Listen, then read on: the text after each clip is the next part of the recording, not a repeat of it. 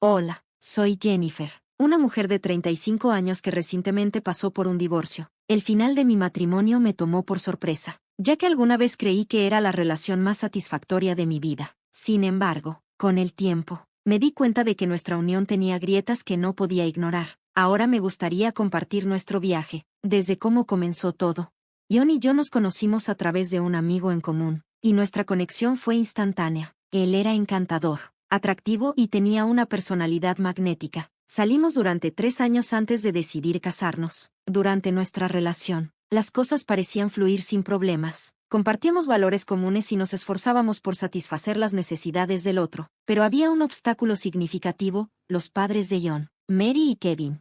La primera señal de problemas llegó temprano. Cuando John me llevó a conocerlos, me recibió una escena incómoda: 3 platos en la mesa, para John, Mary y Kevin. No había uno para mí. Me sentí humillada, pero lo dejé pasar y tuve que pedir un plato yo misma. Durante la cena, hicieron comentarios hirientes y fueron despectivos. Y John se quedó ahí, en silencio, mirando hacia atrás. Ese momento fue una advertencia de los problemas más grandes que plagarían nuestro matrimonio. Pero me aferré, esperando que John me defendiera. No lo hizo.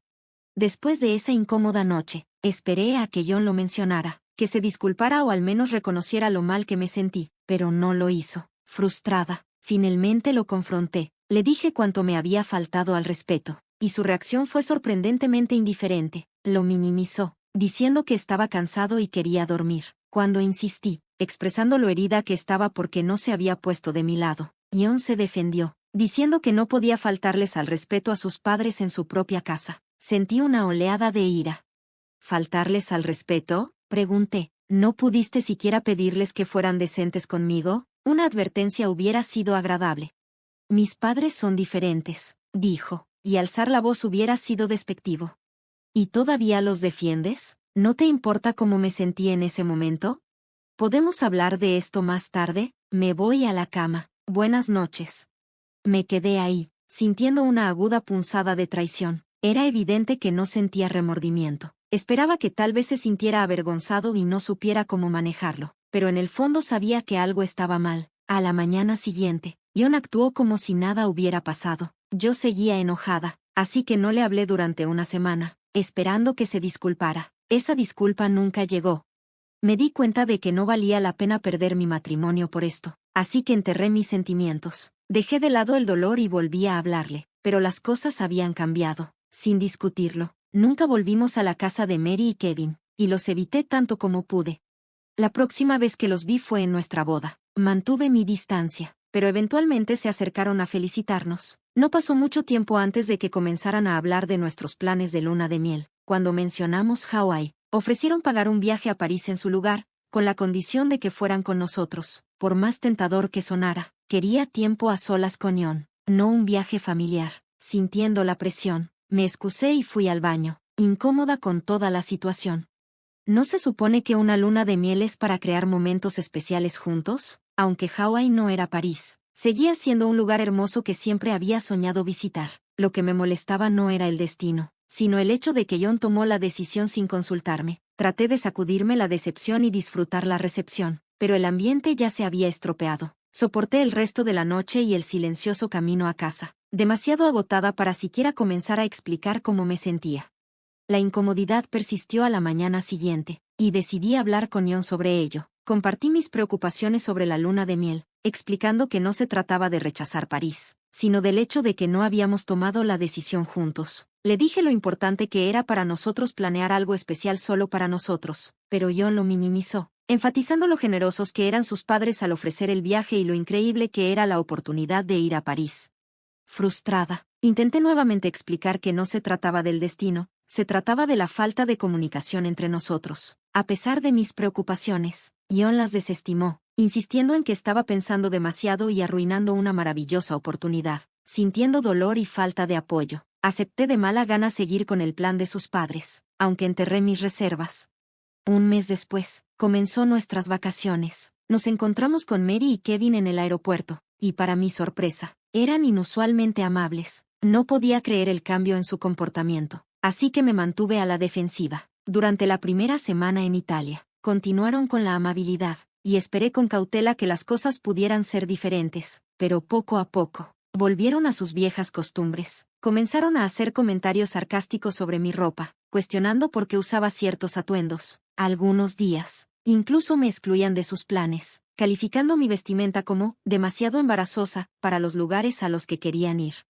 A medida que las semanas avanzaban, me sentía cada vez más aislada. Con 3 semanas más de este viaje por delante, hice todo lo posible por adaptarme, vistiéndome más modestamente e incluso ganando elogios de los locales, pero nada parecía satisfacerlos. Mary y Kevin comenzaron a llevar a John en salidas sin avisarme, dejándome sola en el hotel. Luego vinieron los comentarios pasivo-agresivos sobre mi peso y mis hábitos alimenticios. Si pedía algo que no fuera ensalada, Mary hacía comentarios sarcásticos al respecto, mientras ella misma disfrutaba de comidas más pesadas. A través de todo esto, John se sentaba en silencio, a veces incluso conteniendo la risa. Contaba los días hasta que pudiéramos volver a casa.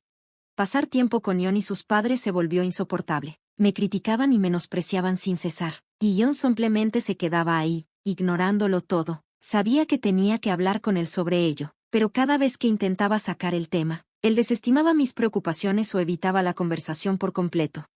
En nuestro último día, tomé la iniciativa de reunir nuestros pasaportes y boletos para el vuelo de regreso. Cuando le pregunté a John dónde estaba mi boleto, se encogió de hombros y dijo que no lo tenía. Su respuesta no me pareció correcta, pero estaba demasiado mentalmente agotada para entender la situación. Fui a la habitación de Mary y Kevin, esperando que tuvieran mi boleto. Cuando le pregunté a Mary sobre nuestra salida, mencionó casualmente que ella, Kevin y John se irían en 3 horas. Me quedé atónita. ¿Qué hay de mi boleto?, pregunté. Oh, olvidamos comprar uno para ti, respondió Mary, como si no fuera gran cosa. Sopqueada y molesta, le insistí sobre cómo podían olvidar algo tan importante. Mary lo minimizó, diciéndome que no me preocupara, que comprarían mi boleto por separado, pero algo en toda la situación no se sentía bien. Desahogué mi frustración a John sobre ser ignorada, insistiendo en que no podía seguir apoyando a sus padres a mi costa. Cuando busqué ayuda con la situación del boleto, la madre de John insistió en que lo resolviera sola, intensificando aún más la tensión. John estaba atrapado entre su lealtad a sus padres y nuestra relación, dejándolo sin un camino claro hacia adelante. Al final, decidió ir a Turquía con ellos, dejándome a encontrar mi propio camino a casa. La noticia me golpeó como un puñetazo en el estómago. Al salir de su habitación, le supliqué a John que no me abandonara, pero él se dio la vuelta, visiblemente avergonzado. Me explicó que sus padres habían financiado el viaje con sus ahorros de jubilación y que sentía que no podía faltarle al respeto. Aunque estaba horrorizada, no podía ignorar lo irrespetuosos que estaban siendo sus padres conmigo. Las lágrimas llenaron mis ojos mientras lo veía empacar, su mirada apenas cruzándose con la mía, sin ofrecer disculpas ni siquiera una sugerencia para cubrir mi boleto de regreso. La urgencia de armar un escándalo era fuerte, pero me sentía demasiado humillada para actuar. Cuando llegó el momento de irse, John caminó con la cabeza baja, mientras Mary y Kevin se despidieron con alegría. Me quedé furiosa y sola en un país extranjero. Después de soportar sus comentarios y el silencio de John durante todo un mes, había llegado a mi punto de quiebre. La venganza de repente parecía una necesidad convincente, y sabía exactamente cómo lograrla. Descubrí que la estabilidad financiera de John había venido a costa de la jubilación de sus padres. Su hipoteca era asumible y ellos se la habían transferido cuando él se volvió estable. Ahora, estaban ahogados en deudas y la casa estaba al borde de la ejecución hipotecaria. John me nominó como la próxima dueña, citando mis mayores ingresos y excelente crédito.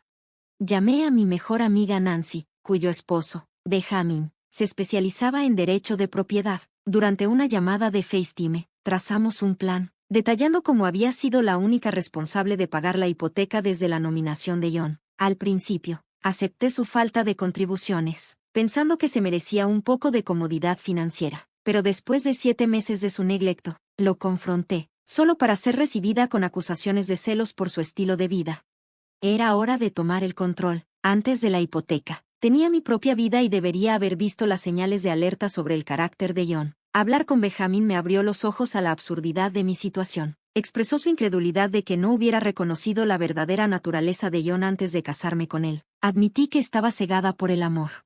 Benjamin señaló la locura de que John dependiera de mí para pagar su casa y me aconsejó sobre los siguientes pasos. Me aseguró que transferir la casa a mi nombre sería sencillo, dada mi historia de pagos. Se ofreció a manejar los aspectos legales, incluso preparando un aviso de desalojo. agradecida por su apoyo. Me prometí a mí misma estar más alerta en el futuro, sabiendo que John y sus padres tendrían una larga escala en Turquía. Planeé mi movimiento con cuidado. Tenían la intención de quedarse en un hotel del aeropuerto en Estambul, y aunque al principio esperaba el viaje, ahora lo veía como una oportunidad para entregarles el aviso de desalojo a su regreso.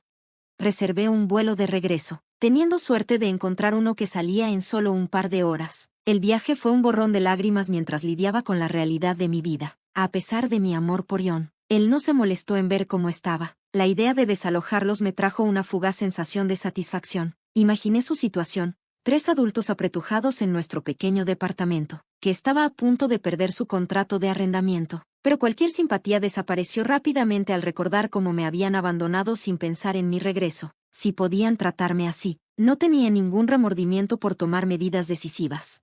Tan pronto como aterricé, puse mi venganza en marcha, revisando el estado de vuelo de John y sus padres. Vi que partirían en 3 horas. Impulsada por la adrenalina, fui directo a la casa de Mary y Kevin, usando la llave de repuesto escondida debajo de la alfombra. Entré y los desperté. Mi siguiente paso fue encontrar al mejor abogado de divorcio cercano e iniciar el proceso. Llamé a Nancy, y ella y Benjamin vinieron a apoyarme mientras firmaba los documentos para eliminar el nombre de John de la propiedad y finalizar el aviso de desalojo. Ver a mis amigos sacó a la luz emociones que había enterrado desde que llegué a casa. Era difícil estar de regreso en un lugar lleno de recuerdos de John, pero su presencia me permitió liberar mis sentimientos reprimidos.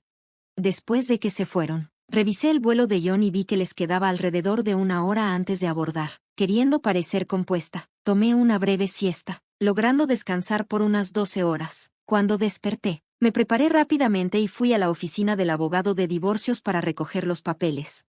Al regresar, solo tenía 1 hora antes de que John y sus padres volvieran. Mi corazón latía con fuerza a medida que se acercaba su llegada, pero me armé de valor para lo que estaba por venir. Cuando entraron por la puerta, su sorpresa al encontrarme en su casa era palpable. Ignorando sus preguntas, declaré audazmente mi intención de que se fueran. Su confusión rápidamente se convirtió en alarma, con Mary y Kevin exigiendo una explicación.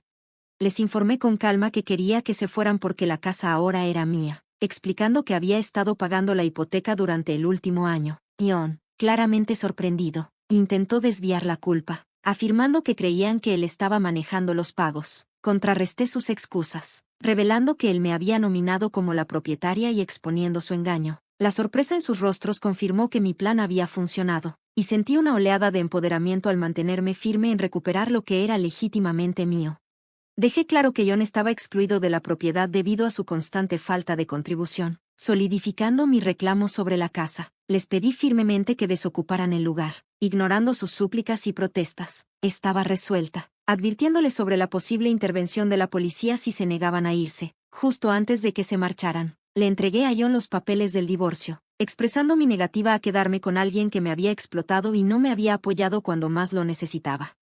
A pesar de sus desesperados intentos por disculparse y suplicar otra oportunidad, el daño emocional era demasiado profundo para la reconciliación. Verlos irse me llenó de satisfacción, aunque sabía que sanar del dolor y la traición tomaría tiempo. Había recuperado el control de mi vida. Me negaba a permitir que John y sus padres dictaran mi felicidad. Esta fue mi victoria definitiva. En los meses siguientes, John intentó impugnar el divorcio, pero rápidamente retrocedió al darse cuenta de la carga financiera que eso implicaría. La última vez que supe, habían buscado refugio con familiares mientras intentaban encontrar un lugar que pudieran pagar. Mary y Kevin volvieron a trabajar para mantenerse. Aunque fue desalentador verlos luchar, sirvió como una lección para ellos sobre meterse con alguien que alguna vez ofreció una mano amiga. Desde que me separé de ellos, mi vida ha florecido con mayor felicidad. Ocasionalmente, resurgen recuerdos de sus acciones, pero encuentro consuelo en la satisfacción de haber tomado una posición y reclamado mi vida.